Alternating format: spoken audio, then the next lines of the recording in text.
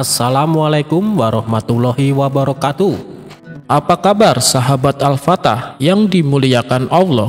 Semoga kita dalam keadaan sehat, dilimpahkan rezekinya dan diberikan keberkahan dunia dan akhirat.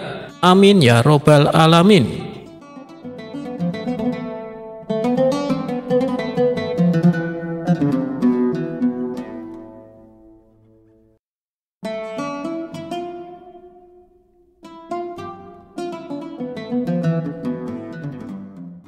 Diceritakan suatu hari, ada seorang berjalan-jalan menyusuri kota Baghdad. Lalu sampailah ia di sebuah pemakaman umum. Di pemakaman tersebut, orang itu melihat Abu Nawas sedang berada di sebuah kuburan. Maka ia pun segera mendekati Abu Nawas. Betapa herannya orang itu melihat tingkah Abu Nawas yang sedang menggantungkan kakinya pada sebuah nisan kuburan. Lalu ia pun bertanya kepada Abu Nawas, "Wahai Abu Nawas, apa yang kau lakukan di sini?" tanya orang itu. Abu Nawas menjawab, "Aku sedang bercengkrama dengan suatu kaum yang tidak pernah menyakitiku, dan apabila telah tiada, mereka tidak menggunjingku," jawab Abu Nawas. Maksud perkataan Abu Nawas adalah, ia lebih suka bersama orang mati di kuburan, karena menurutnya orang mati tidak akan menyakitinya dan tidak pula akan mengunjingnya ketika kelak ia mati. Kemudian orang itu berkata kembali kepada Abu Nawas, "Wahai Abu Nawas, tidakkah engkau tahu sekarang harga-harga sandang, pangan, papan mulai naik? Maukah kau ikut denganku untuk berdoa kepada Allah agar harga-harga bisa terkendali?" Abu Nawas segera membalas dengan perkataan, "Demi Allah, aku tidak mau peduli, meskipun dibayar 1 dinar sekalipun. Sesungguhnya Allah telah meminta kita untuk menyembahnya, sebagaimana perintahnya. Dan Allah memberikan rizki kepada kita sebagaimana yang telah ia janjikan." Abu Nawas kemudian bertepuk tangan dan bersenandung, "Wahai penikmat dunia dan perhiasannya, kedua matanya tak pernah tidur dari kelezatannya. Kau hanya sibuk dengan apa yang tak teraih, apa yang hendak dikata ketika suatu saat nanti berjumpa dengan Tuhannya."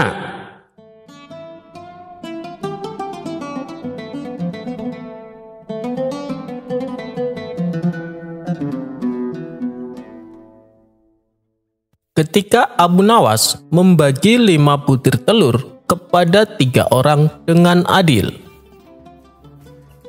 Memang Abu Nawas menyelesaikan suatu masalah dengan begitu nyeleneh. Namun dia selalu memberi suatu keputusan yang begitu adil.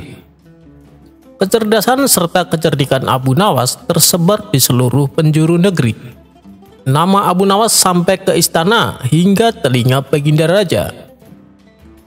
Suatu hari, Baginda Raja mengumpulkan semua menterinya di suatu acara serta menanyakan mengenai Abu Nawas. "Adakah di antara kalian yang paham dengan Abu Nawas?" tanya Raja mengawali pembicaraan.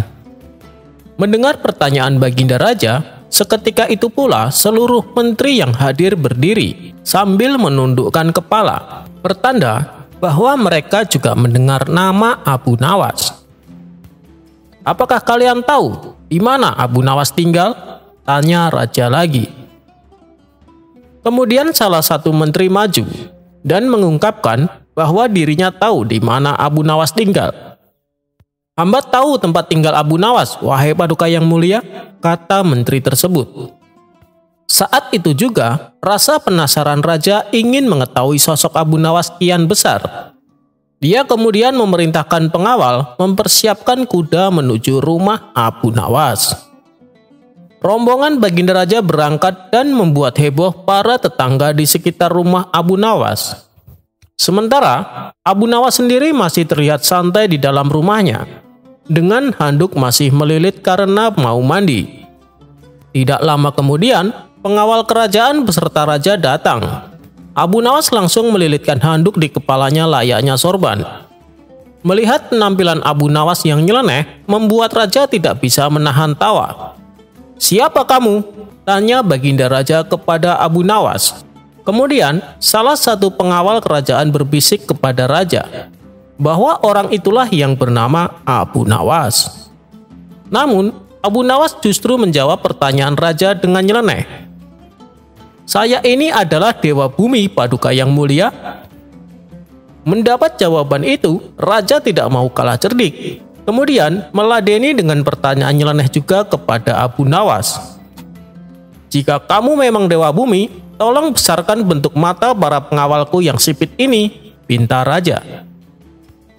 Abu Nawas yang cerdik juga tidak mau kalah. Dia kemudian langsung memberi jawaban yang membuat raja kagum.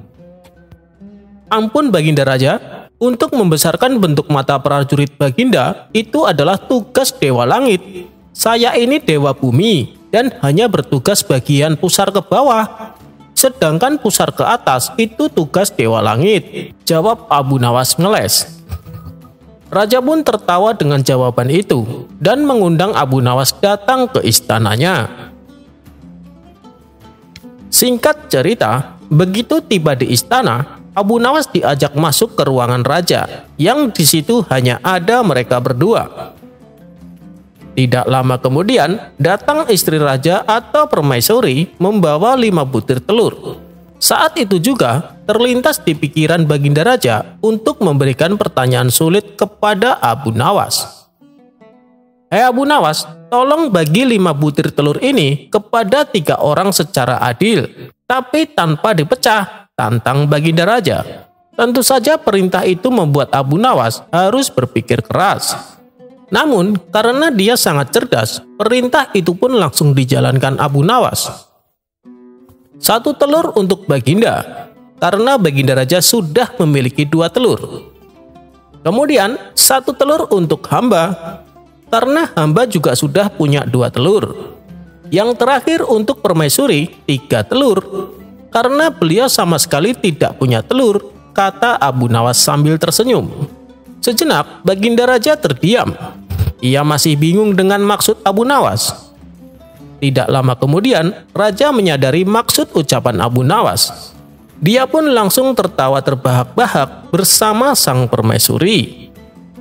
"Kamu memang cerdas, Abu Nawas. Ini ada hadiah untukmu karena telah berhasil membuat kami terhibur," ujar Baginda Raja. Sejak saat itu, Abu Nawas selalu diundang raja untuk menemaninya, sekaligus memberikan pertanyaan sulit kepada Abu Nawas.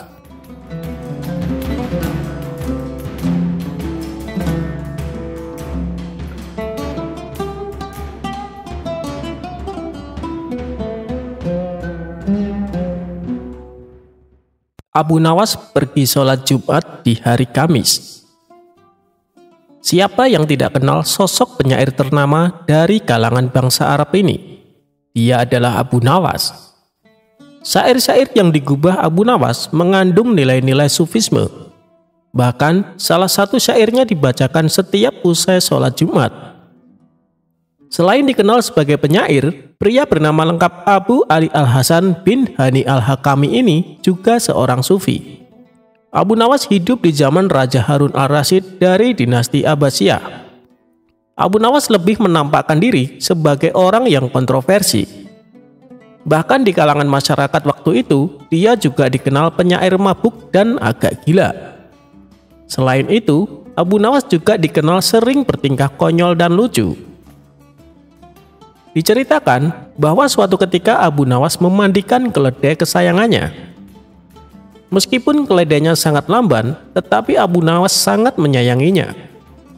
Setelah keledai kesayangannya terlihat bersih, Abu Nawas pun kemudian berkemas dan siap-siap berangkat bepergian. Ia pun pergi dengan menunggangi keledainya. Keledai Abu Nawas sangat lamban sekali, namun Abu Nawas tidak mempermasalahkannya. Bahkan, jarak yang hanya 1 kilometer saja harus ditempuh berjam-jam lamanya. Di tengah perjalanannya, Abu Nawas berpapasan dengan teman lamanya. "Hei Abu Nawas, kamu mau kemana?" tanya kawan lama Abu Nawas. "Aku mau sholat Jumat di kampung tetangga," jawab Abu Nawas. Setelah mendengar jawaban Abu Nawas, kawan-kawannya heran dan tertawa. "Loh, ini kan masih hari Kamis Abu Nawas," kata temannya heran. "Iya, aku tahu. Tapi keledaiku amat istimewa, dia lamban sekali kalau berjalan. Aku sudah bersyukur kalau besok keledaiku tiba tepat pada waktunya, kata Abu Nawas.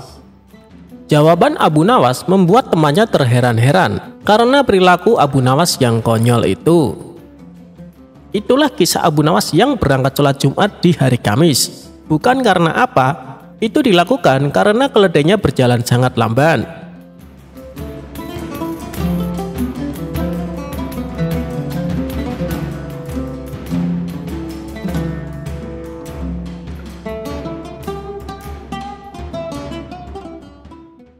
Abu Nawas mau makan burung puyuh terbang.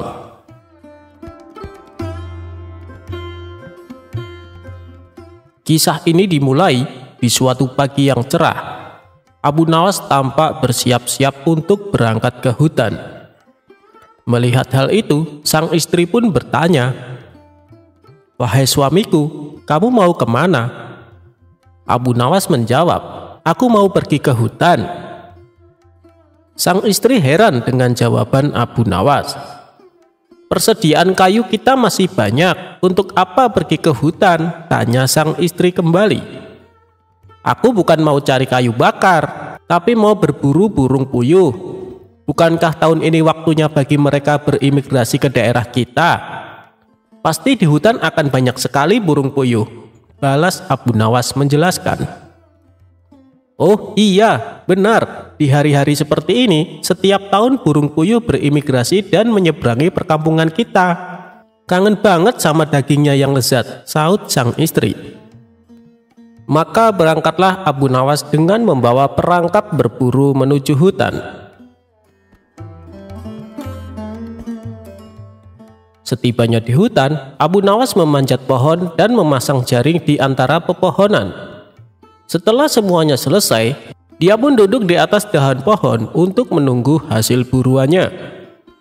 Selang beberapa saat, satu persatu burung puyuh menubruk jaring dan jatuh ke tanah. Dengan sigap, Abu Nawas langsung menangkapnya.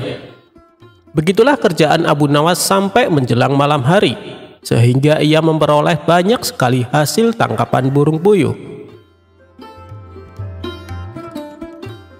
Selanjutnya, Abu Nawas pulang ke rumah dengan hati penuh gembira. "Wahai istriku, aku memperoleh burung banyak sekali," ucap Abu Nawas. Sang istri pun menjadi ikut senang karena ia sudah kangen dengan masakan daging burung puyuhnya. "Besok aku akan mengajak Tuan Hakim dan kawan-kawan untuk makan bersama kita. Wahai istriku, buatlah masakan daging puyuh yang paling lezat," pinta Abu Nawas kepada istrinya. Keesokan harinya, Abu Nawas menanyakan kepada sang istri, apakah hidangan daging burung puyuhnya sudah siap. "Sudah, wahai suamiku, masih aku taruh di wajan agar panasnya tetap awet," jawab sang istri. Lalu Abu Nawas membuka tutup wajan untuk mengintip masakannya. Aromanya nikmat sekali. "Oh iya, rotinya tidak sekalian dicampur," kata Abu Nawas menyarankan sang istri. Menuruti permintaan Abu Nawas, ia memasukkan beberapa roti ke dalam wajan dan menutupnya kembali. Kemudian Abu Nawas keluar. "Baiklah, aku akan keluar sebentar untuk memanggil kawan-kawan dan Tuan Hakim," ucap Abu Nawas. Lalu Abu Nawas pergi menemui kawan-kawannya dan juga Tuan Hakim. Tuan Hakim sangat senang dengan undangan ini. Mengingat daging puyuh adalah makanan kesukaannya, dia pun segera menuju ke rumah Abu Nawas. Sementara sang istri merasa cemburu karena Abu Nawas lebih mementingkan orang lain daripada dirinya. Padahal masakan daging puyuh juga merupakan makanan kesukaannya. Dia pun segera memasukkan semua masakan daging puyuh ke dalam baskom yang sudah dipersiapkan. Kemudian baskom tersebut disembunyikan. Sedangkan wajan yang telah kosong ia isi dengan burung puyuh yang masih hidup dan menutupnya kembali. Tak lama kemudian, datanglah Abu Nawas bersama Tuan Hakim dan kawan-kawannya. Semua tamu undangan dipersilakan duduk di depan meja makan. Lantas Abu Nawas mulai meletakkan piring kosong di depan setiap orang. Tidak lama lagi, di depan kalian akan ada makanan daging puyuh yang paling lezat, ucap Abu Nawas. Abu Nawas lalu masuk ke belakang untuk mengambil wajan dan meletakkannya di meja di hadapan para tamunya. Tak kala dia mengangkat tutup wajan, burung-burung puyuh itu berterbangan keluar. Semua tamu yang diundangnya langsung kaget, apalagi Abu Nawas. Abu Nawas pun menjadi bingung dengan apa yang terjadi. Ya Allah, aku telah memburu burung-burung puyuh itu dan memasaknya, tapi dengan kuasamu engkau hidupkan kembali mereka. Abu Nawas dan kawan-kawannya heran melihat kejadian ini. Sementara di dalam kamar, sang istri dengan asiknya memakan daging puyuh yang dimasaknya. Cara mensiasati tukang bohong.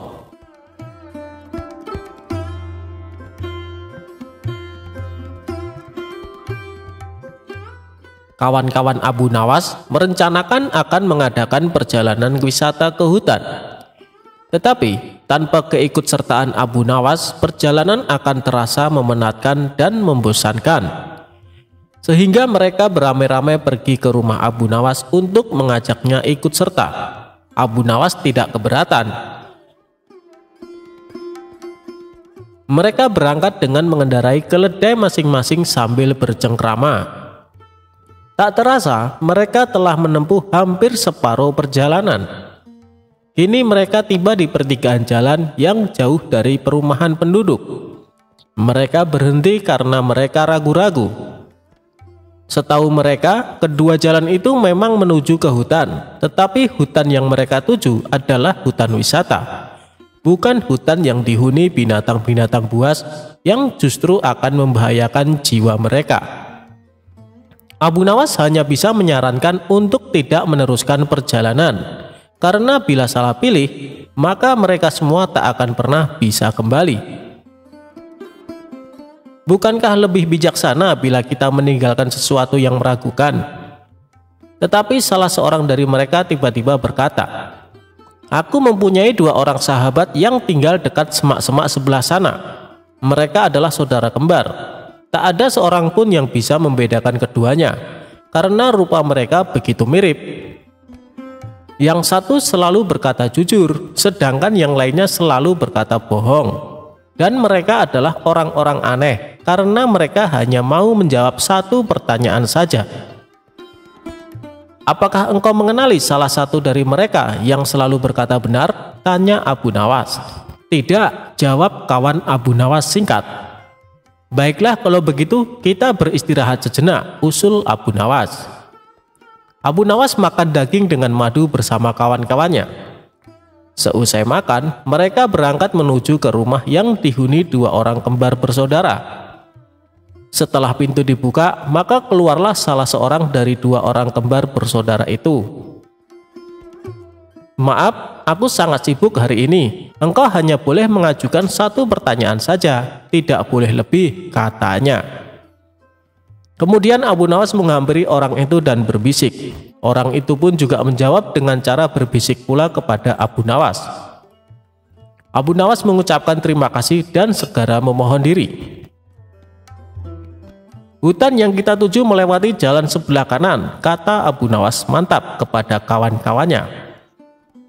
"Bagaimana kau bisa memutuskan harus menempuh jalan sebelah kanan? Sedangkan kita tidak tahu apakah orang yang kita tanya itu orang yang selalu berkata benar atau yang selalu berkata bohong," tanya salah seorang dari mereka. "Karena orang yang kutanya menunjukkan jalan yang sebelah kiri," kata Abu Nawas.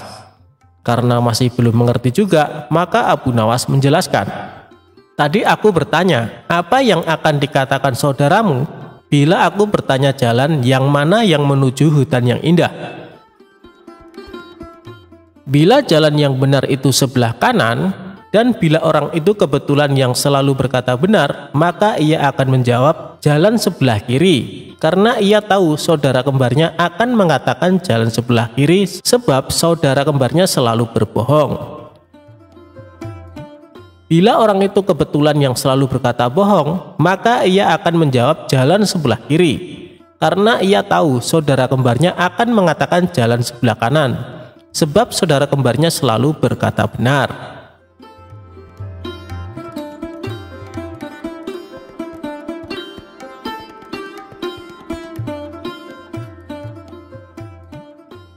Abu Nawas bikin kesal pencuri sepatu.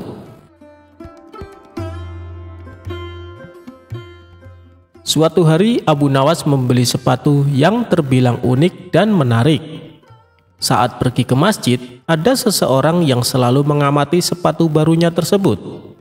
Dia adalah pencuri yang menginginkan sepatu Abu Nawas. Si pencuri diam-diam mengikuti Abu Nawas dari belakang. Mengetahui sepatunya jadi incaran, Abu Nawas pun langsung waspada. Sesampainya di masjid, Abu Nawas terpaksa memakai sepatu barunya itu ke dalam masjid. Melihat hal itu, sang pencuri menjadi kesal. "Waduh, aku tidak bisa mencuri sepatunya," gumam pencuri itu. Setelah selesai, Abu Nawas bergegas pulang. Baru beberapa langkah keluar masjid, pencuri itu memanggilnya. "Hei Abu Nawas, sholatmu tidak sah karena memakai sepatu," kata pencuri itu.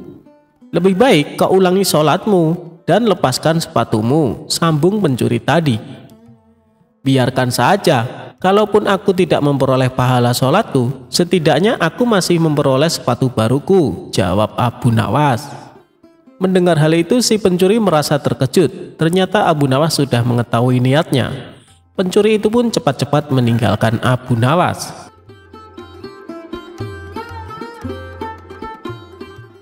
Menghitung jumlah ikan di laut dan bintang di langit. Bermula dari Baginda Raja kerap memberikan ujian serta pertanyaan kepada Abu Nawas. Sosok humoris itu seringkali menjadi labuhan akhir ketika pertanyaan-pertanyaan Baginda Raja tidak bisa dijawab orang-orang istana. Ketika itu Baginda Raja melontarkan pertanyaan terkait jumlah bintang di langit dan ikan di lautan kepada Abu Nawas. "Hei Abu Nawas, manakah yang lebih banyak jumlahnya? Bintang-bintang di langit ataukah ikan-ikan di lautan?" "Ikan-ikan di laut," jawab Abu Nawas dengan tangkas. "Bagaimana kau bisa langsung memutuskan begitu? Apakah engkau pernah menghitung jumlahnya?" tanya Baginda Raja. Abu Nawas menerangkan, "Paduka yang mulia, ikan-ikan di laut setiap hari ditangkapi dalam jumlah besar oleh warga dunia. Tetapi jumlah mereka tetap banyak, seolah-olah tidak pernah berkurang." "Lalu dengan bintang-bintang di langit?" tanya Baginda Raja penasaran.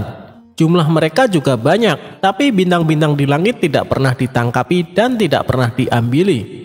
Makanya jumlah mereka tidak pernah berkurang," pungkas Abu Nawas dengan yakin.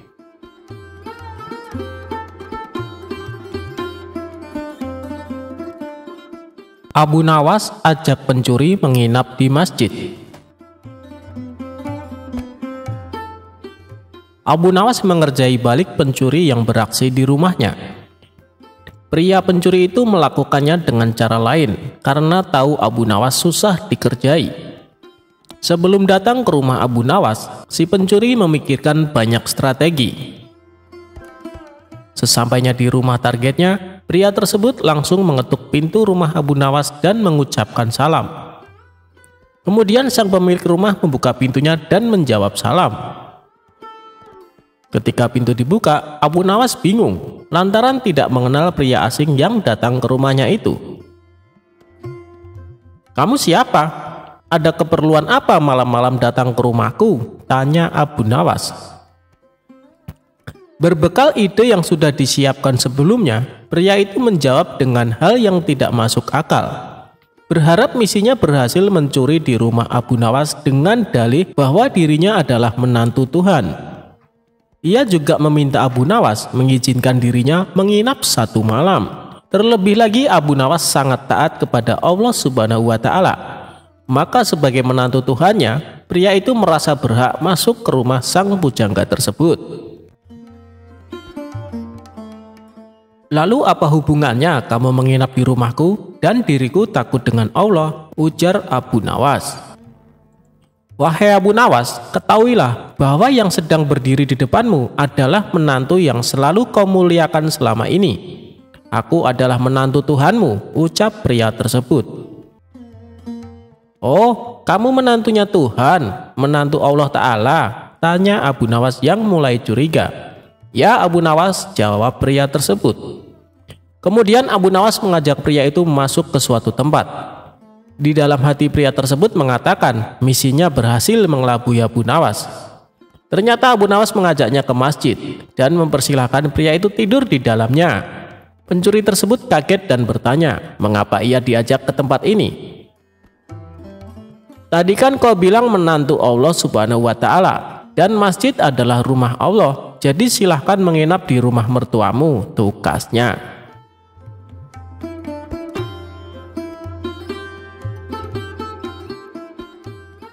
Memasukkan unta ke dalam lubang jarum.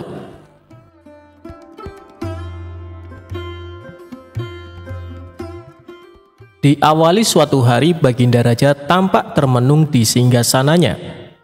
Dilaporkan dia sedang dilanda masalah yang membuat tidak bisa tidur.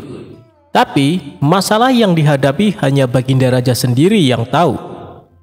Dia sengaja merahasiakan dari orang-orang sekitar, baik kepada penasehat istana maupun Abu Nawas selaku sahabatnya tempat berkeluh kesah.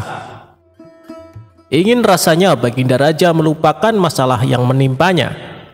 Kalaupun bisa lari menghindar, tentulah ia akan melakukannya. Tapi kenyataannya, permasalahan yang dihadapi terasa seperti mengikutinya kemanapun Baginda Raja pergi.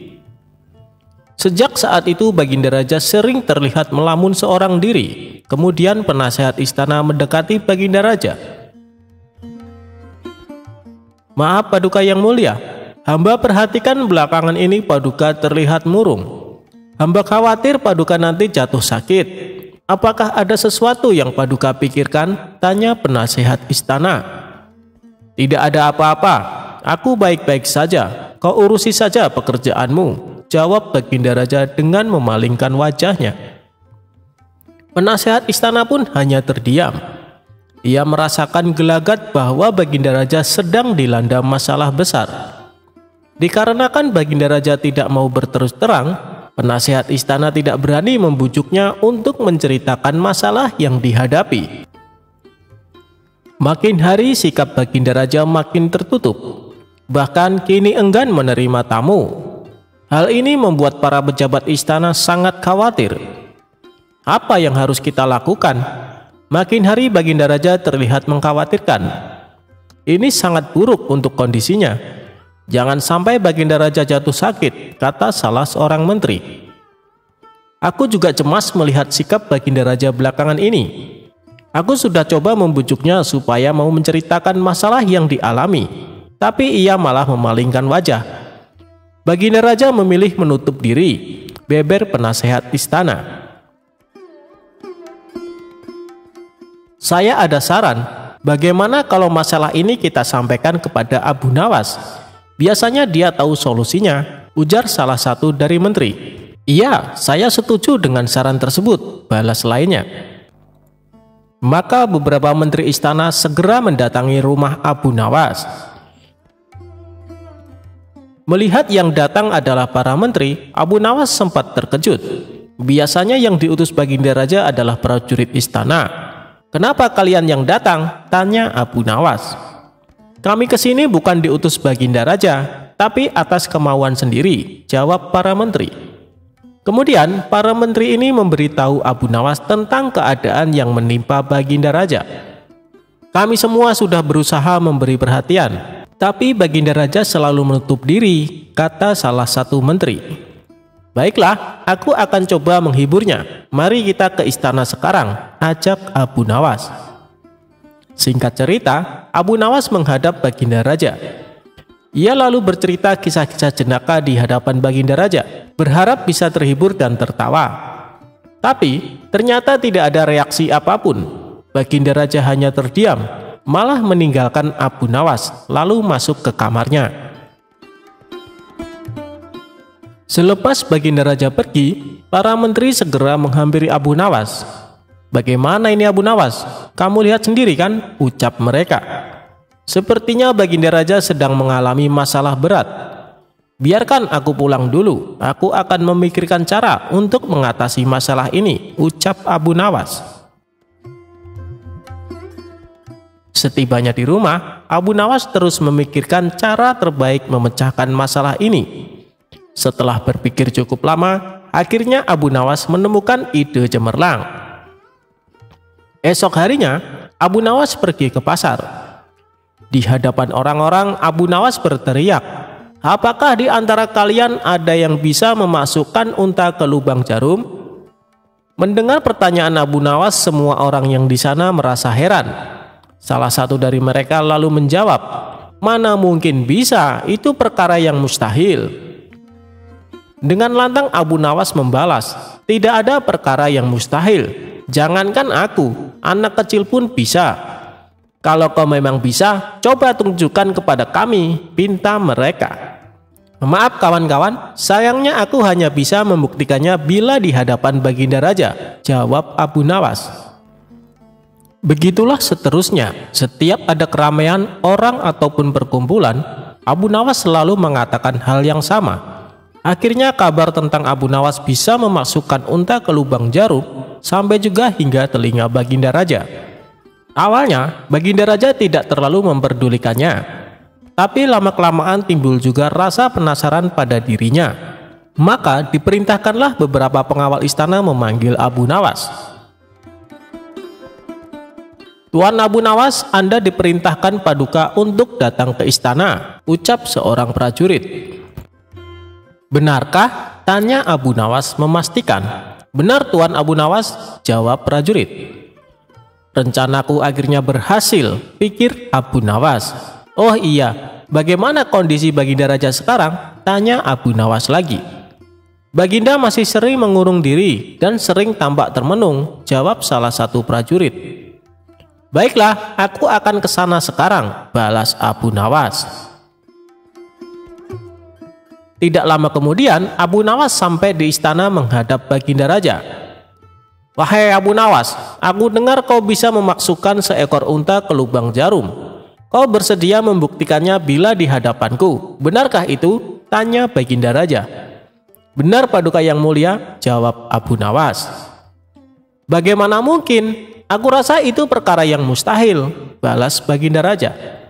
"Di dunia ini tidak ada yang mustahil Paduka," ujar Abu Nawas.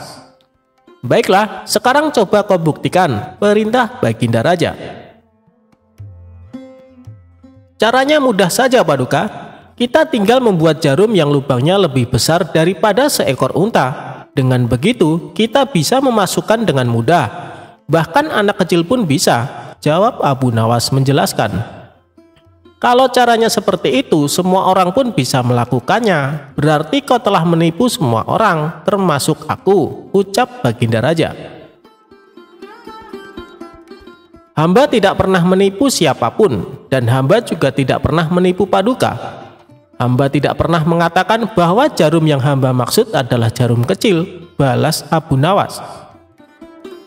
"Ya, itu benar. Tapi apa maksud dari pernyataanmu ini?" tanya Baginda Raja. "Hamba hanya ingin mengatakan ada hikmah dari pernyataan ini," jawab Abu Nawas. "Hikmah? Hikmah dari mana?" tanya Baginda Raja heran. "Bukankah tadinya Baginda Raja tidak percaya kalau hamba bisa memasukkan unta ke lubang jarum? Tapi setelah hamba jelaskan, Baginda Raja baru mempercayainya. Begitu juga dengan permasalahan yang sedang kita hadapi. Sebesar apapun masalah, sebesar apapun bebannya, tapi kalau hati kita lebih besar, hati kita lebih luas saat menghadapinya, maka semua masalah akan terasa lebih ringan. Itulah gambaran seekor unta bila dimasukkan ke lubang jarum. Sepintas saat kita menghadapinya pasti itu mustahil dilakukan. Tapi bila hati kita luas dan besar, maka pikiran kita juga akan mengikuti, dan pada akhirnya masalah yang kita anggap mustahil diatasi menjadi mudah dan ringan untuk dijalani. Bagaimana kita akan bisa tenang bila kita menghadapi masalah dengan hati yang sempit?" tutur Abu Nawas. Seketika Baginda Raja terdiam. Ia terus merenungi ucapan Abu Nawas. Suasana pun mendadak menjadi hening. Tidak berapa lama, Baginda Raja pun berkata, "Terima kasih Abu Nawas. Kau telah menyadarkanku. Selama ini aku memang sedang dilanda masalah dan hatiku sempit menghadapinya, sehingga pikiranku juga ikut menjadi buntu, ujar Baginda Raja. Sejak kejadian itu, kini Baginda Raja mulai terlihat ceria. Ia tidak lagi terlihat murung seperti hari-hari sebelumnya. Permasalahan bukanlah hal yang untuk dilamunkan, melainkan dihadapi dengan hati yang besar. Maka akan tercipta solusi dari sebuah pemikiran yang jernih.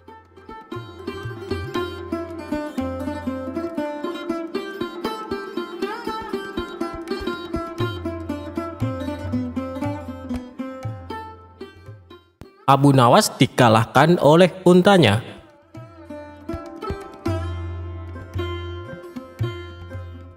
Alkisah di negeri 1001 malam, ada unta yang bisa berbicara dengan manusia.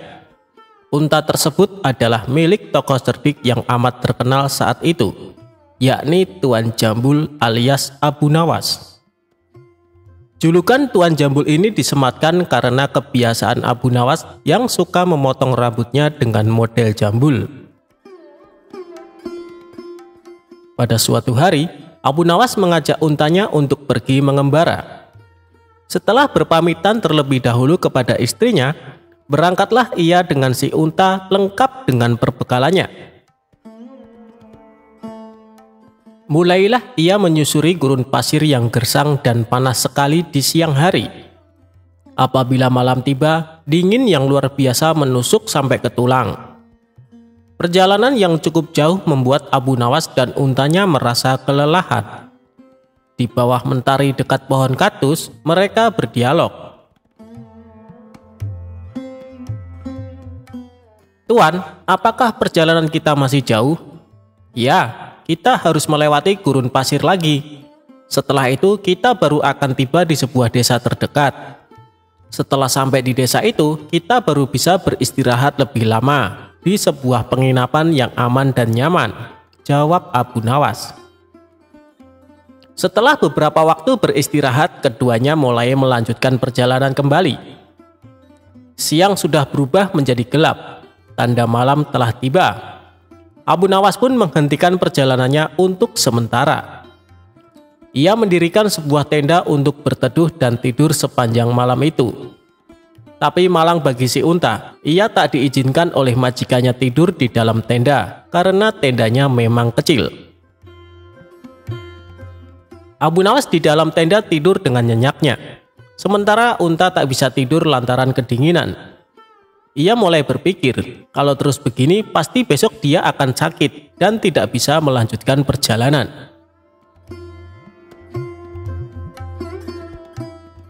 Tengah malam si unta membangunkan majikannya dan berkata, "Tuan, saya kedinginan, izinkan saya menitipkan ujung kaki saya masuk ke dalam tenda." Abu Nawas pun merasa tidak keberatan karena ujung kaki itu tidak akan mengganggu tidurnya. Setelah 1 jam, si unta berkata lagi, "Tuan, saya kedinginan, izinkan saya masukkan kaki depan saya ke dalam tenda agar besok saya kuat berjalan membawa Tuan di atas punggung saya." Benar juga, pikir Abu Nawas. Ia pun mengizinkan. 1 jam lagi si unta berkata lagi, "Tuan, hidung saya mulai berair. Besok saya akan sakit dan tidak bisa membawa Tuan di atas punggung saya. Izinkan kepala saya berada di dalam tenda." Demikianlah jam demi jam berlalu hingga akhirnya Abu Nawas tak menyadari jika sekarang ia tidur di luar tenda. Ia pun merasa menggigil kedinginan. Sampai paginya, ia baru menyadari jika dirinya tidur di luar. Melihat untanya masih nyenyak di dalam, si majikan pun membangunkan dan menanyainya kenapa ia tidur di luar, sementara unta malah di dalam tenda. Unta pun bangun. Ia tersenyum sambil menggosok-gosok matanya. Dijawabnya pertanyaan Abu Nawas tadi dengan santai. "Saya kan tidak mengusir Tuan. Saya sudah meminta izin terlebih dahulu kepada Tuan. Tuan juga memperbolehkan anggota tubuh saya masuk ke dalam tenda. Ini saya lakukan agar hari ini saya kuat menggendong Tuan di atas punggung saya untuk melanjutkan perjalanan." Sambil bersin-bersin, Abu Nawas berkata, "Kau memang unta cerdik. Aku yang biasa dikenal orang paling cerdik, ternyata masih bisa kau kalahkan." Si unta pun menjawab dengan merendahkan diri, "Saya begini kan karena berguru pada Tuan." Abu Nawas pun tertawa lepas mendengar perkataan untanya.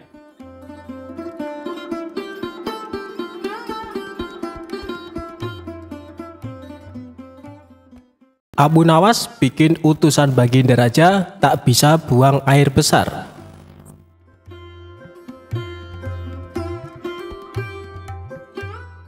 Sudah beberapa hari sosok Abu Nawas tidak hadir di istana. Hal tersebut kemudian membuat Baginda Raja sangat gundah. Baginda Raja ingin sosok Abu Nawas hadir untuk menghibur hati sang raja. Bukan tanpa usaha, Baginda Raja sudah beberapa kali memanggil Abu Nawas lewat para utusannya. Namun Abu Nawas belum juga menampakkan diri. Setelah lama berpikir mencari cara agar Abu Nawas mau datang ke istana, Baginda Raja akhirnya menemukan ide yang bisa membuat Abu Nawas bisa hadir di istana. Raja kemudian memanggil 3 orang prajurit dan menyuruh mereka pergi ke rumah Abu Nawas agar buang air besar di tempat tidurnya. "Pengawal, pergilah ke rumah Abu Nawas dan beraklah di tempat tidurnya. Dan kalau kalian berhasil, maka masing-masing akan aku berikan uang 1000 dirham," ujar Baginda Raja. Tanpa pikir panjang, ketiga utusan Baginda Raja tersebut langsung menerima perintah sang raja. "Daulat Paduka," jawab ketiga prajurit tersebut secara bersamaan. Mereka pun langsung berangkat menuju rumah Abu Nawas sesuai perintah Baginda Raja. Sementara itu, duduk di sebelah raja ada Ki Patih yang mendengar obrolan rajanya dengan ketiga prajurit tersebut. Ki Patih yang mendengar raja memberikan tugas kepada 3 prajurit tersebut pun memberanikan diri untuk bertanya kepada sang raja. Ia merasa aneh dengan tugas yang diberikan Baginda Raja. "Maaf Paduka, bukankah tugas yang diberikan itu tampak aneh dan menghina?" tanya Patih. "Patih, memang benar, tapi itulah siasatku agar Abu Nawas segera hadir ke istana," jawab Baginda Raja. "Apakah gerangan rencana Baginda?" tanya Ki Patih belum paham.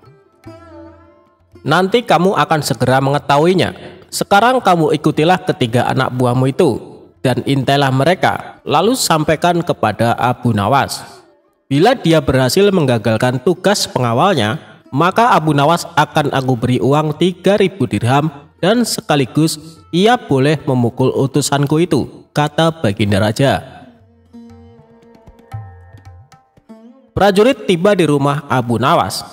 Dengan perasaan yang masih bingung, Patih segera melaksanakan perintah raja. Ia segera berkemas dan menuju ke rumah Abu Nawas. Para prajurit Baginda Raja yang sudah berangkat lebih dulu akhirnya tiba di rumah Abu Nawas. Tanpa basa-basi, ketiganya langsung mengetuk pintu rumah Abu Nawas. Tak lama setelah itu, Abu Nawas pun membukakan pintu dan bertemu ketiga utusan Baginda Raja. "Kami diutus oleh Baginda Raja untuk buang air besar di tempat tidurmu. Karena ini perintah Raja, kamu tidak boleh menolak," kata salah satu prajurit. "Saya sama sekali tidak keberatan. Silahkan saja kalau kalian mampu melaksanakan perintah Raja," jawab Abu Nawas dengan santai. "Betul?" tanya prajurit Raja memastikan. "Ya, silahkan saja," sahut Abu Nawas. Abu Nawas mengawasi orang-orang itu beranjak ke tempat tidurnya dengan perasaan geram yang sudah ia tahan. Berak di tempat tidurku. Betul-betul kelewatan," gumam Abu Nawas dalam hati. Tak mau ranjang tidurnya dikotori, Abu Nawas memutar otaknya untuk mencari cara agar para utusan Baginda Raja tersebut mengurungkan niatnya. Setelah berpikir beberapa saat, Abu Nawas akhirnya menemukan cara untuk menggagalkan tugas para utusan tersebut. Pada saat utusan itu hendak bersiap-siap buang air besar, mendadak Abu Nawas berkata di balik jendela kamar, "Hei para utusan raja, ada yang lupa saya sampaikan kepada kalian," kata Abu Nawas. "Apa itu?" tanya salah satu utusan raja. "Saya ingatkan supaya kalian jangan melebihi perintah Baginda Raja. Jika kalian melanggar, saya akan pukul kalian dengan sebuah pentungan besar, dan setelah itu saya akan laporkan kepada Baginda bahwa kalian melanggar perintahnya," jelas Abu Nawas. Dengan cekatan, Abu Nawas segera mengambil sebatang kayu besar yang ada di dapur rumahnya. Abu Nawas kemudian berlari kembali ke kamarnya dengan membawa pentungan kayu besar yang ia ambil di dapur rumahnya. "Hei, apa maksudmu tadi, Abu Nawas?" tanya salah satu utusan. "Ingat, perintah raja hanya buang air besar saja dan tidak boleh lebih dari itu," jawab Abu Nawas. "Ya, benar," jawab utusan raja. "Aku ulangi lagi, hanya buang air besar saja, tidak boleh lebih. Ingat, tidak boleh kencing, tidak boleh buka celana, tidak boleh cebok, hanya buang air besar saja," tegas Abu Nawas. "Mana mungkin, itu tidak mungkin, kami juga harus buka celana dan kencing," jawab salah satu utusan. "Aku akan pukul kalian sekeras-kerasnya jika kalian melanggar perintah raja," sahut Abu Nawas. Ketiga utusan Baginda Raja tersebut hanya bisa saling pandang kebingungan dengan ucapan Abu Nawas. Di tengah kebingungan tersebut, tiba-tiba ada suara memanggil Abu Nawas. Rupanya suara tersebut datang dari Kipatih yang memang diutus Baginda Raja untuk mengawasi ketiga utusannya. Melihat keberadaan Kipatih, Abu Nawas dan ketiga utusan raja segera berkumpul untuk menemui suara tersebut. "Aku sudah mendengar perdebatan kalian. Baginda Raja memang memerintahkan para utusan untuk berak di tempat tidurmu. Jika 3 orang ini sanggup, mereka masing-masing akan mendapatkan 1000 dirham. Jika mereka gagal, maka mereka boleh engkau pukul sesuka hatimu," kata Kipatih. "Oh, begitu. Lalu hadiah dari Baginda untukku berapa, tuanku?" tanya Abu Nawas. "Sekarang juga engkau boleh menghadap Baginda Raja untuk menerima 3000 dirham, jawab Kipatih. Mendengar jawaban Kipatih, Abu Nawas dibuat kaget serta gembira. Sebelum menghadap Baginda Raja, Abu Nawas kembali mengambil pentungannya lalu mengejar ketiga utusan raja yang hampir buang air besar di ranjangnya. Ketiga utusan tersebut lari terbirit-birit. Kipatih dan Abu Nawas dibuat tertawa terpingkal-pingkal dengan tingkah ketiga utusan tersebut. "Abu Nawas, Baginda Raja sangat yakin engkau dapat mengatasi masalah ini. Baginda memang menginginkan kehadiranmu di istana untuk menghibur hatinya yang saat ini sedang gundah gulana," jelas Kipatih. Abu Nawas menyetujui perintah Kipatih, dan mereka segera berangkat menuju istana untuk menemui Baginda Raja serta mengambil hadiah 3000 dirham.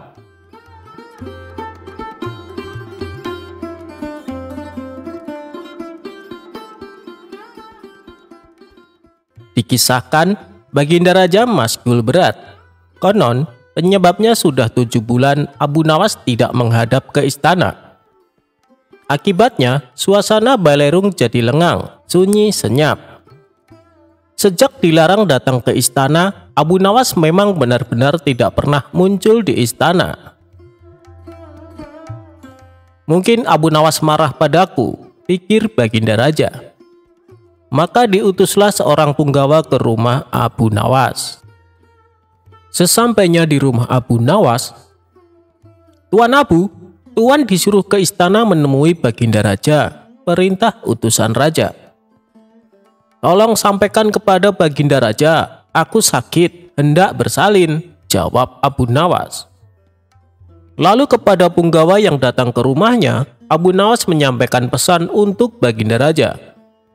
"Aku sedang menunggu dukun beranak untuk mengeluarkan bayiku ini," kata Abu Nawas sambil mengelus-elus perutnya yang buncit. Tak lama kemudian, punggawa itu menyampaikan pesannya kepada Baginda Raja. "Ajaib benar," kata Baginda Raja dalam hati setelah mendengar laporan punggawa setianya. "Baru ini aku mendengar kabar seorang lelaki bisa hamil. dan sekarang hendak bersalin. Dulu mana ada lelaki melahirkan? Aneh, pikir Baginda Raja. Maka timbul keinginan Baginda Raja untuk menengok Abu Nawas. Maka berangkatlah dia diiringi sejumlah menteri dan para punggawa ke rumah Abu Nawas. Begitu melihat Baginda Raja datang, Abu Nawas pun berlari-lari menyambut dan menyembah kakinya, seraya berkata, "Ya tuanku Syah Alam, berkenan juga rupanya tuanku datang ke rumah hamba yang hina dina ini," ucap Abu Nawas. Baginda Raja dipersilahkan duduk di tempat yang paling terhormat, sementara Abu Nawas duduk bersila di bawahnya. "Ya tuanku Syah Alam, ada gerangan apakah Syah Alam datang ke rumah hamba ini? Rasanya bertahta selama bertahun-tahun, baru kali ini tuanku datang ke rumah hamba," tanya Abu Nawas. "Aku kemari karena ingin tahu keadaanmu," jawab Baginda Raja. "Engkau dikabarkan sakit hendak melahirkan, dan sekarang sedang menunggu dukun beranak. Sejak zaman nenek moyangku hingga sekarang, aku belum pernah mendengar ada seorang lelaki mengandung dan melahirkan. Itu sebabnya aku datang kemari," terang sang raja.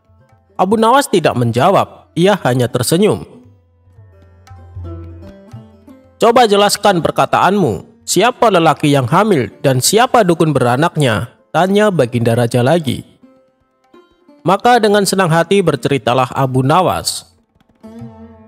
"Konon ada seorang raja mengusir seorang pembesar istana. Tetapi setelah 5 bulan berlalu, tanpa alasan yang jelas, sang raja memanggil kembali pembesar tersebut ke istana. Ini ibarat hubungan laki-laki dan perempuan yang kemudian hamil tanpa menikah. Tentu saja itu melanggar adat dan agama, menggegerkan seluruh negeri. Lagi pula, apabila seorang raja mengeluarkan titah, tidak boleh mencabut perintahnya lagi. Jika itu dilakukan, ibarat menjilat air ludah sendiri. Itulah tanda-tanda pengecut. Oleh karena itu, harus berpikir masak-masak sebelum bertindak. Itulah tamsil seorang lelaki yang hendak bersalin. Adapun dukun beranak yang ditunggu adalah Baginda Raja kemari," tutur Abu Nawas. Dengan kedatangan Baginda kemari, berarti hamba sudah melahirkan. Yang dimaksud dengan bersalin adalah hilangnya rasa sakit atau takut hamba kepada Baginda, ucap Abu Nawas. "Ketika aku melarang kamu datang ke istana, itu tidak sungguh-sungguh, melainkan hanya bergurau. Besok datanglah engkau ke istana, aku ingin bicara denganmu," ucap Baginda Raja. "Memang di sana banyak menteri, tetapi tidak seperti kamu. Lagi pula, selama engkau tidak hadir di istana, selama itu pula hilanglah cahaya balerungku," ucap Baginda Raja lagi. "Segala titah Baginda patik junjung tinggi tuanku," sembah Abu Nawas dengan takzim. Tetapi Baginda Raja cuma geleng-geleng kepala, dan tidak berapa lama kemudian Baginda Raja pun kembali ke istana dengan perasaan heran bercampur geli.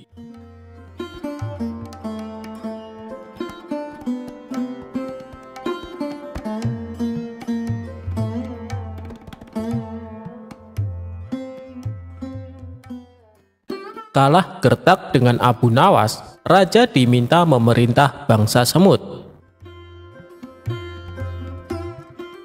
Selama ini raja memendam rasa penasaran karena Abu Nawas selalu cerdik dan lolos dari setiap jebakannya. Raja terus berpikir keras mencari cara untuk bisa mengalahkan sosok humoris dan cerdik ini. Akhirnya Menteri Istana memberi usulan sebuah pertanyaan yang menurut Baginda Raja sulit dijawab Abu Nawas. Maka saat itu juga dia memerintahkan beberapa pengawal untuk memanggil Abu Nawas. Para pengawal pun sampai di rumah Abu Nawas. "Tuan Abu Nawas, Anda diperintah Paduka Raja ke istana sekarang juga," ujar salah seorang pengawal. Abu Nawas yang sedang istirahat merasa terganggu dengan kehadiran para pengawal istana. Kalau bukan perintah Baginda Raja, tentu saja Abu Nawas akan mengusirnya. "Sampai kapan sih Paduka Raja selalu mengganggu istirahatku?" gerutu Abu Nawas. Dengan terpaksa Abu Nawas datang ke istana. Akibat perasaannya yang sudah dongkol, Abu Nawas pun bertingkah agar Baginda Raja emosi. Ia langsung mengambil makanan dan duduk di samping sang raja. Awalnya tingkah Abu Nawas yang tidak sopan ini sempat membuat raja jengkel. Tapi karena ada rencana untuk mempermalukan Abu Nawas, ia pun menahan emosinya. "Wahai Abu Nawas, aku ada tebakan untukmu. Apa kau siap menjawabnya?" tanya Baginda Raja. "Tujuanku ke sini memang untuk menjawab tebakan Paduka Raja," jawab Abu Nawas dengan enteng. "Bagus. Kalau kau bisa menjawab pertanyaanku, aku akan memberikan hadiah 1000 dinar, ungkap Baginda Raja. "Tapi kalau kau tidak mampu menjawab, sebagai hukumannya rambut kepalamu harus digundul dan janggutmu dipotong bersih. Lalu aku akan mengarakmu dengan keledai," sambung Baginda Raja. Seketika Abu Nawas terkejut, karena biasanya hukuman yang akan diterima yaitu penjara selama sebulan. "Baiklah Paduka Raja, tapi hamba tidak menginginkan uang," balas Abu Nawas. "Lalu apa yang kau inginkan?" tanya Baginda Raja lagi. "Hamba ingin Paduka Raja memerintahkan serangga-serangga itu jangan menggangguku," jawab Abu Nawas. Baginda Raja pun kaget dengan permintaan Abu Nawas. Sejenak dia berpikir bahwa serangga-serangga itu bukan rakyatnya, maka tidak akan mungkin terjadi. Bukankah Baginda seorang raja? Akan hebat seorang raja bila dapat memerintah serangga, celetuk Abu Nawas. Rupanya Abu Nawas mengetahui apa yang dipikirkan oleh padukanya. "Bagaimana Paduka? Apakah Paduka bersedia?" terang Abu Nawas. Rasa takut pun menghampiri Baginda Raja. Ia takut Abu Nawas dapat menjawab tebakannya. Tetapi dirinya malu apabila tidak dapat memenuhi permintaan Abu Nawas. Abu Nawas berpikir Baginda Raja takut malu. Akhirnya bersedia menjawab pertanyaan dari Paduka Raja tanpa sebuah syarat apapun. Mendengar hal itu, hati Baginda Raja merasa tenang dan lega. Ia pun langsung mengajukan pertanyaan tebakan kepada Abu Nawas. "Pohon apa yang berumur 1 tahun memiliki 12 cabang, setiap cabangnya terdiri dari 30 daun, dan daun-daun tersebut sebagian menghadap ke arah cahaya, serta sebagian lagi menghadap ke arah gelap?" tanya Baginda Raja. Namanya saja Abu Nawas, pertanyaan sesulit apapun pasti akan dijawabnya. "Pohon itu mewakili tahun karena ada 12 bulan dalam 1 tahun. Dan 30 hari dalam 1 bulan, di mana 30 hari tersebut terbagi menjadi siang dan malam," jawab Abu Nawas. Baginda Raja pun terkejut saat Abu Nawas menjawab tanpa berpikir lama. Namun ia tenang karena sebelumnya syarat yang diajukan Abu Nawas sudah dicabut. "Tapi rasanya tidak adil Abu Nawas kalau aku tidak memberikan hadiah. Katakan Abu Nawas, apa yang kau inginkan?" kata Baginda Raja. "Baiklah, hamba minta 500 dinar, dan selama 1 bulan Paduka Raja tidak boleh mengganggu hamba," jawab Abu Nawas. Baginda Raja pun menuruti permintaan Abu Nawas tidak akan mengganggunya selama 1 bulan ke depan, dan Abu Nawas pulang membawa 500 dinar.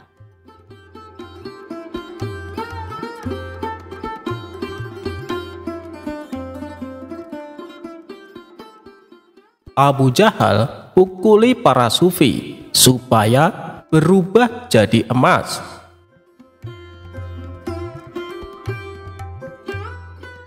Berawal dari adanya seorang pedagang sukses bernama Abdul Malik. Ia dikenal sebagai orang baik dari negeri Khurasan. Kekayaannya yang berlimpah selalu dimanfaatkan untuk bersedekah. Abdul Malik kerap mengundang orang-orang miskin untuk makan bersama di rumahnya.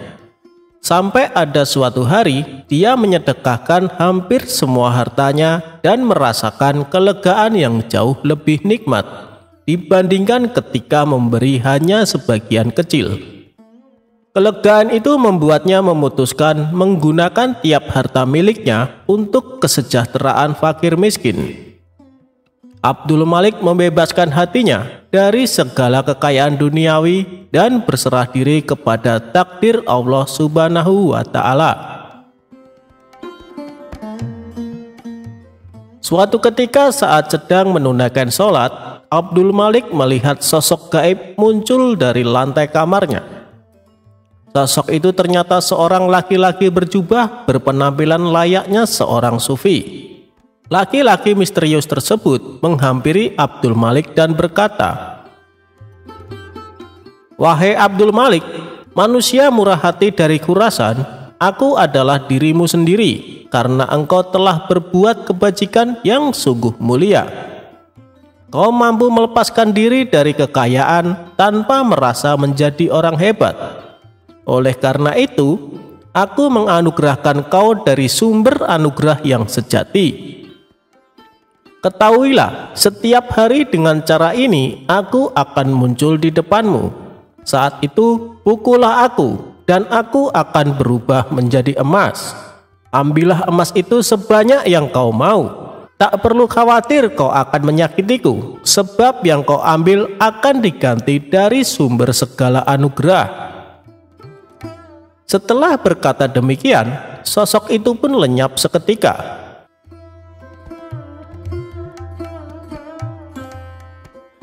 Keesokan harinya, Abdul Malik kedatangan tamu seorang kawan bernama Abu Jahal.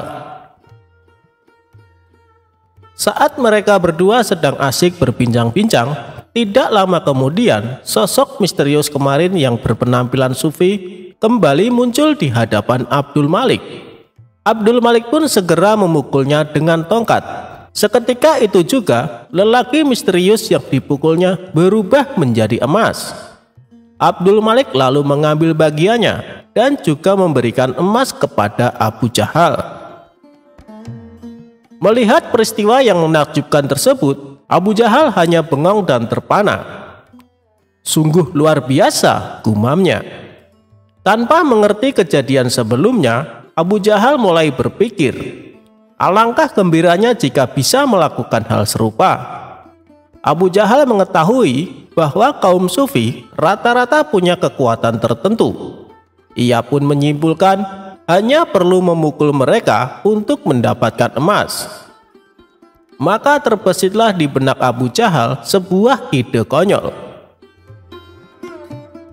Dia mengadakan sebuah jamuan pesta makan yang hanya dihadiri para sufi.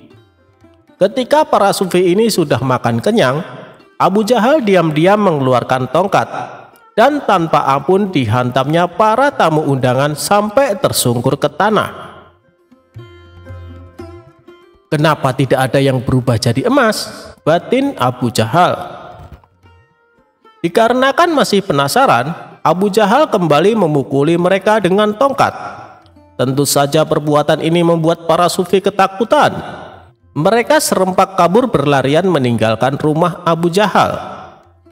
Akibat perbuatan tersebut, para sufi mengadukan Abu Jahal kepada Tuan Hakim. Setelah itu ditangkaplah Abu Jahal dan disidangkan. Di hadapan Tuan Hakim, Abu Jahal beralasan bahwa perbuatannya ini semata-mata ingin meniru Abdul Malik. Pasalnya, dia pernah melihat Abdul Malik memukul seorang sufi, dan seketika itu juga orang yang dipukul berubah menjadi emas. Mendengar pengakuan Abu Jahal yang tidak masuk akal, Tuan Hakim kembali bertanya, "Apa kau yakin dengan yang kau lihat, Abu Jahal?"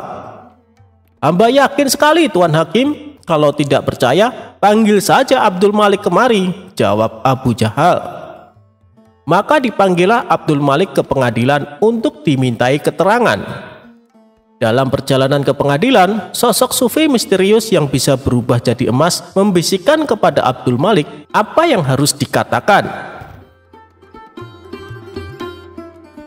"Wahai Tuan Abdul Malik, apa benar yang dikatakan Tuan Abu Jahal?" tanya Tuan Hakim. "Menurut saya Abu Jahal sudah tidak waras, Tuan Hakim. Bisa saja dia sedang berusaha menutup-nutupi hobinya menyiksa orang tanpa alasan, ujar Abdul Malik. Memang hamba mengenalnya Tuan Hakim, tetapi yang ia ceritakan tentang kejadian di rumah hamba tidak lebih dari akal-akalan belaka, imbuhnya. Abu Jahal sempat membantah dan memprotes perkataan Abdul Malik. Ia juga menunjukkan barang bukti berupa emas yang didapat dari Abdul Malik. Abu Jahal, Abdul Malik itu saudagar kaya, tentu punya banyak emas, balas Tuan Hakim. Dikarenakan tidak punya bukti dan yang diceritakan tidak masuk akal, akhirnya Abu Jahal dihukum penjara. Sementara Abdul Malik masih melakukan rutinitas seperti biasa, memberikan sedekah uang dan makanan kepada fakir miskin setiap harinya.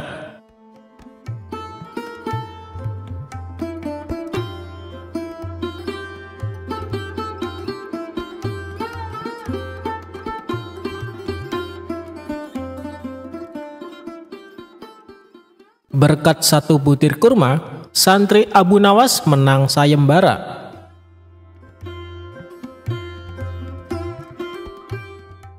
Abu Nawas memiliki banyak santri.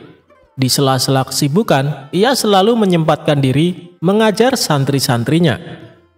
Setiap hari bakda sholat asar, para santri berangkat menuju rumah Abu Nawas dengan antusias. Ada seorang santri bernama Ahmad. Ia pendiam namun pintar. Sampai satu ketika ada seseorang santri bertanya, "Kenapa Abu Nawas begitu perhatian kepada Ahmad?" Abu Nawas menangkap ada kecemburuan di antara para santrinya. Hingga suatu ketika dia mengadakan sayembara. "Sayembara apa Tuan Guru?" ujar salah seorang santrinya. "Besok kalian membawa buah kurma. Kurma yang termanis itulah pemenangnya. Sebagai hadiah akan kuberikan sorban," ujar Abu Nawas. Mereka pun berlomba-lomba membeli kurma ke pasar. Ada juga santri yang memetik di kebun orang tuanya. Ahmad sebagai anak yatim dan miskin hanya mempunyai 3 kurma di rumahnya. Saat dia jalan, dia melihat anak kecil menangis, lalu merasa iba dan menghampirinya. "Aku ingin makan buah kurma," kata anak kecil itu. Ahmad memberi 1 butir kurma kepada anak kecil itu. Di tangannya tersisa 2 butir kurma lagi. Namun di perjalanan dirinya bertemu Abu Nawas yang menyamar sebagai seorang pengemis yang lapar. "Aku lapar, berikanlah aku makanan," ujar pengemis itu. "Aku hanya ada 2 butir kurma, kek," kata Ahmad. "Berikanlah saya 1 butir dan satunya lagi untukmu," ujar pengemis tersebut. Ahmad pun memberikan 1 butir kurma. Ia lalu melanjutkan lagi perjalanannya. Sayangnya santri lain tidak ada yang memberikan kurma itu kala Abu Nawas menyamar sebagai pengemis di pinggir jalan. "Enak saja ingin kurma ini. Kurma ini aku beli dengan harga mahal tahu. Dan juga kurma ini untuk sayembara supaya aku memenangkannya," ujar salah seorang santri kepada kakek pengemis itu.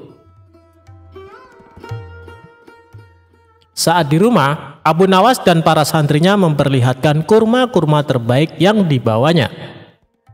"Ini adalah kurma terbaikku, pasti rasanya manis, dan akulah pemenangnya," ujar salah seorang santri. "Oh, belum tentu, pasti kurmakulah pemenangnya," ujar salah seorang santri menimpali lagi.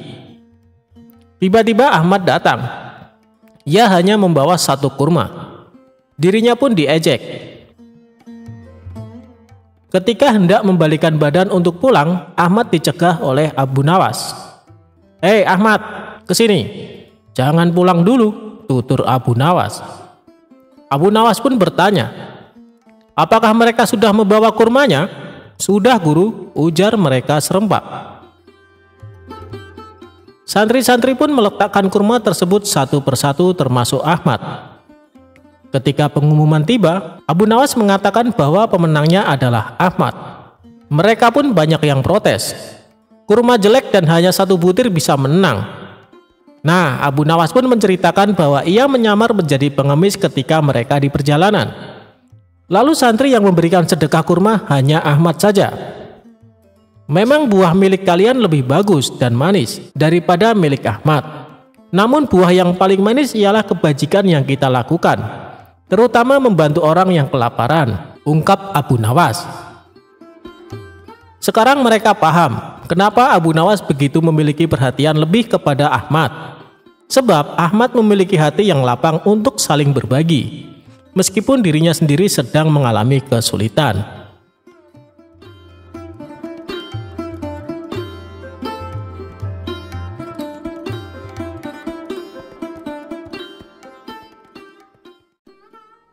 Akal bulus Abu Nawas makan sop gratis. Suatu hari Abu Jahil sibuk berbelanja di pasar. Tanpa diduga ia bertemu sahabat lamanya. "Hei Abu Jahil, apa kabar?" tanya sahabatnya. "Kabar baik, lama kita tak bertemu," balas Abu Jahil. Kemudian sahabatnya mengajak Abu Jahil ke rumahnya dan menjamunya dengan makanan.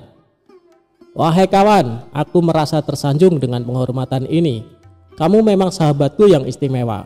Besok aku mengundangmu ke rumahku untuk makan siang," pinta Abu Jahil.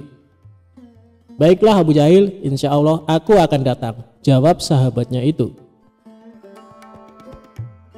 Esok harinya Abu Jahil membeli 2 ekor kelinci, tapi dia bingung bagaimana cara memasaknya.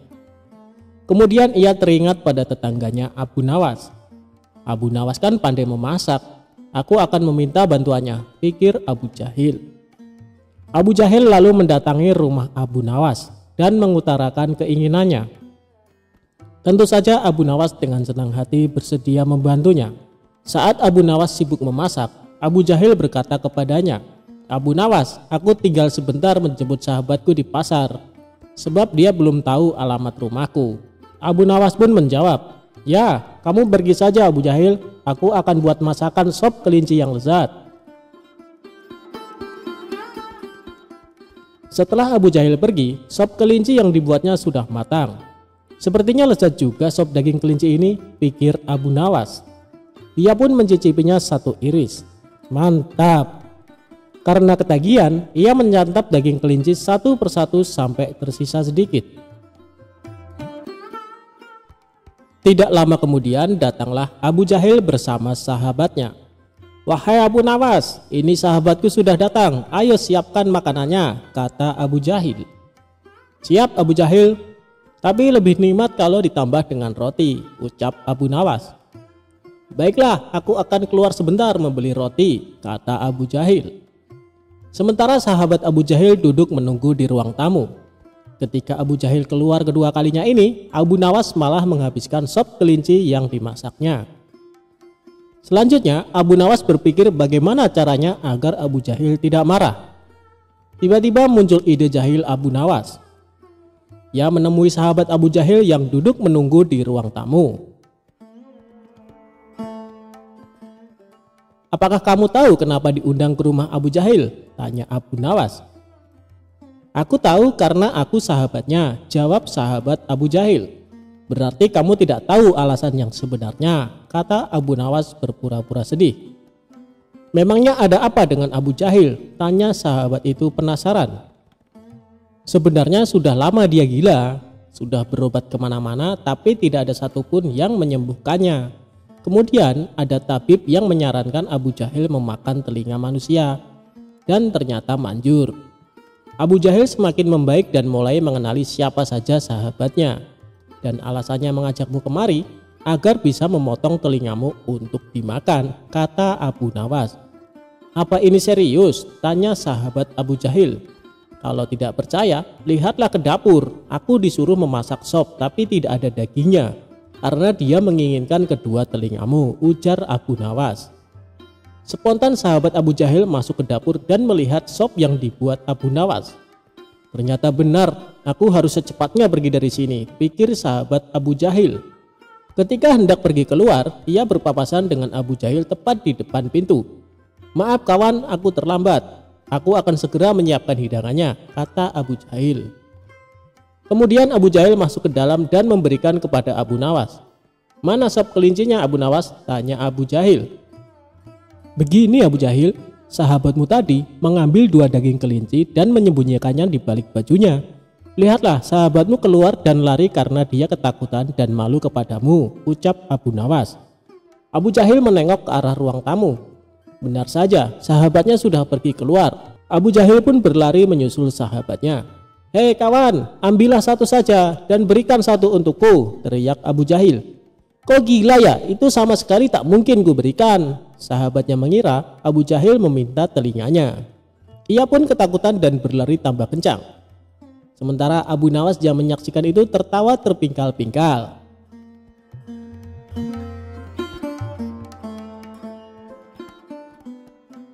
Abu Nawas sembuhkan sakit cintanya sang pangeran.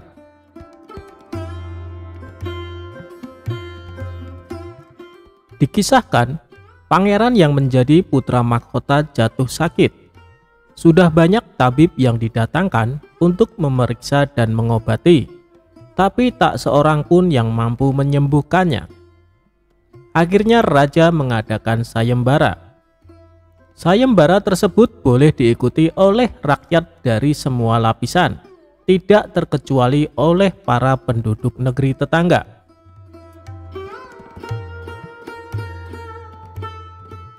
Sayembara yang menyediakan hadiah menggiurkan itu dalam waktu beberapa hari berhasil menyerap ratusan peserta.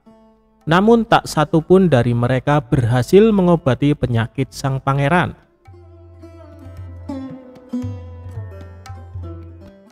Akhirnya sebagai sahabat dekat, Abu Nawas menawarkan jasa menolong putra mahkota.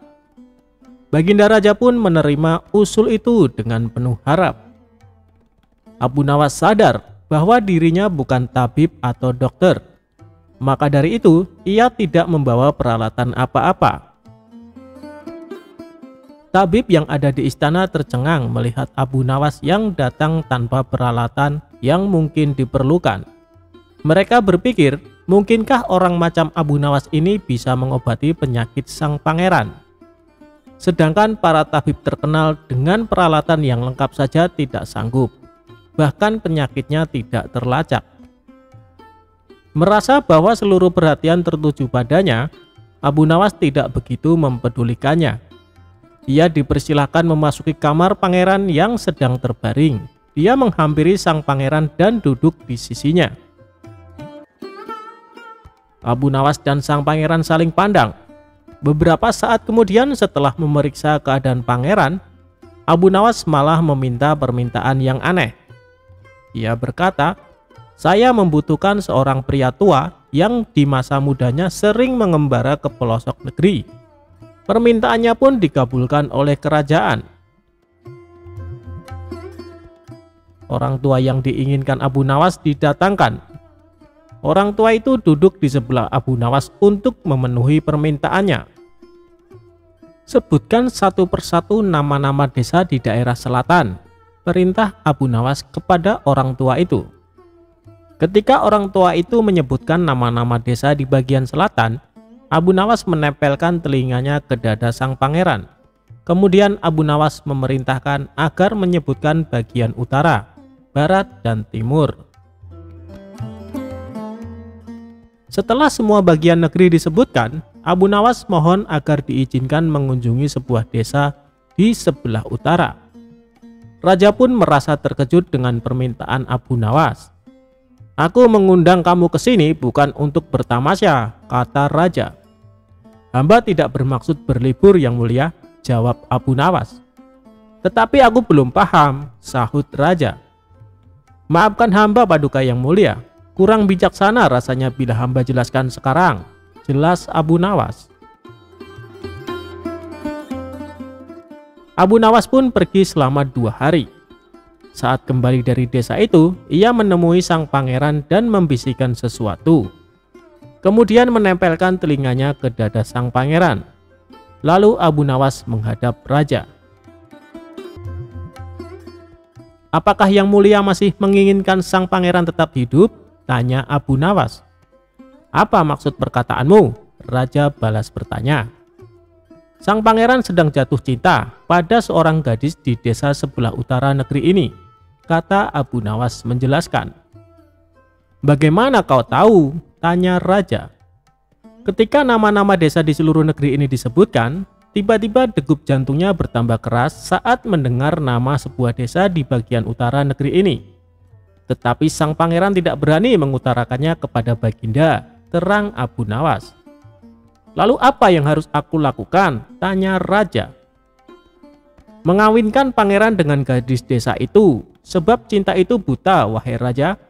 Bila tidak berusaha mengobati, maka ia akan mati. Rupanya saran Abu Nawas tidak bisa ditolak. Sang pangeran adalah putra satu-satunya yang merupakan pewaris tunggal kerajaan. Dan Abu Nawas benar.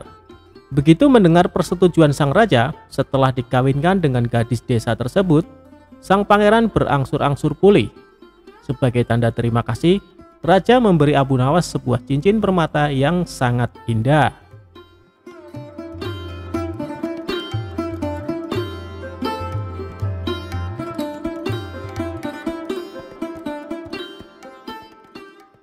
Abu Nawas mendapat hadiah gajah. Kisah Abu Nawas kali ini tentang dia melawan raja yang sombong. Kisah bermula suatu hari Raja bengis dan kejam bernama Bedul menjajah seluruh negeri Asia Tengah. Dia dan ribuan pasukannya tidak segan-segan menghancurkan siapa saja yang berani melawan. Raja Bedul dan pasukannya berencana menyerang kota Baghdad, negeri tempat tinggal Abu Nawas. Hal ini membuat semua warga ketakutan, termasuk Abu Nawas sendiri. Sebab Raja Bedul dan pasukannya terkenal sadis dan kejam. Beberapa bulan kemudian, terdengar kabar bahwa Raja Bedul serta pasukannya akan memasuki kota Baghdad. Abu Nawas selaku orang yang ditokohkan di sana, segera mengajak masyarakat berkumpul di alun-alun. Lantas ia naik ke atas mimbar dan berpidato di depan khalayak ramai. Mari kita semua berdoa supaya pasukan Raja Bedul ditimpa musibah angin topan yang dahsyat sehingga mereka semua menjadi binasa, kata Abu Nawas. Semua warga yang kala itu berkumpul di alun-alun serentak menjawab amin dengan lantang. Tiba-tiba seorang pria berdiri dan bertanya kepada Abu Nawas, "Apakah engkau pernah melihat tentara Raja Bedul?" "Belum pernah, dan aku juga belum pernah melihatmu sebelumnya. Sepertinya kau bukan orang sini," jawab Abu Nawas. "Benar, aku memang bukan orang sini, karena aku adalah panglima tentara Raja Bedul," ujar orang itu. Sontak Abu Nawas terkejut. Begitu pula penduduk kota. Mereka tidak menyangka bahwa pasukan Raja Bedul sudah memasuki daerahnya. Tapi dengan tenang, Abu Nawas melanjutkan pidatonya. "Mari kita berdoa sekali lagi, kali ini untuk jenazah kita."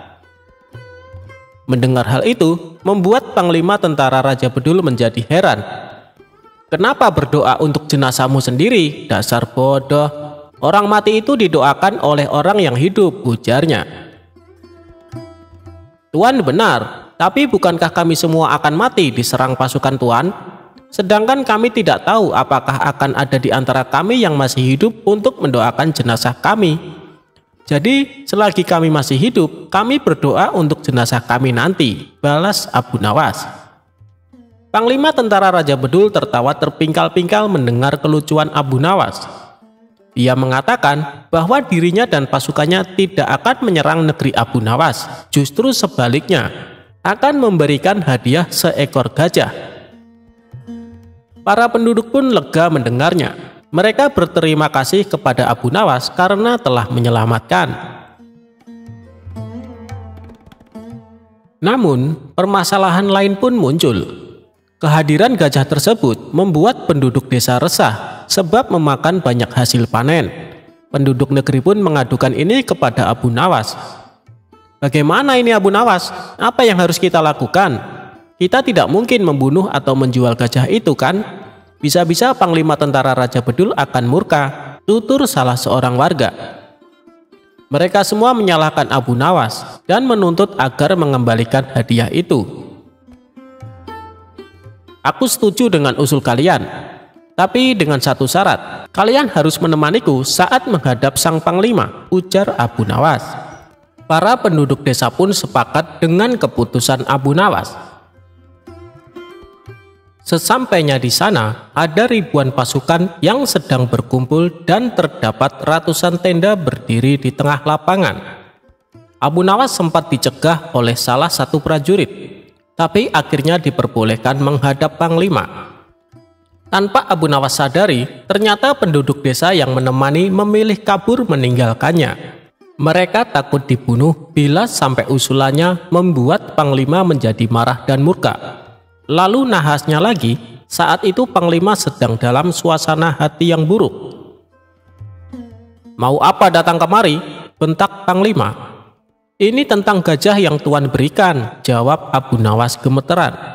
"Memangnya kenapa? Apakah hadiahku tidak berguna?" tanya panglima. Abu Nawas menjadi ketakutan. Ia lalu menengok ke belakang dan ternyata penduduk telah meninggalkan dirinya. Dikarenakan merasa dibohongi, Abu Nawas pun menjadi jengkel. Ia lalu memikirkan jalan keluar sekaligus balas dendam kepada penduduk negerinya yang meninggalkannya. Kira-kira jawaban apa yang harus ia katakan supaya panglima tentara Raja Bedul tidak marah? Akhirnya Abu Nawas pun menemukan ide cerdas. "Begini Tuan, hamba perhatikan gajah pemberian Tuan terlihat sedih. Mungkin karena tidak ada pasangannya.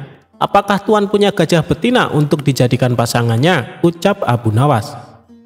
"Oh itu, baiklah, sekarang juga akan aku kirim gajah betinanya," jawab panglima. Abu Nawas kemudian undur diri pamit pulang. Dia pun pulang dengan senang karena mendapat hadiah lagi seekor gajah. Ini dia menjadi punya 2 gajah.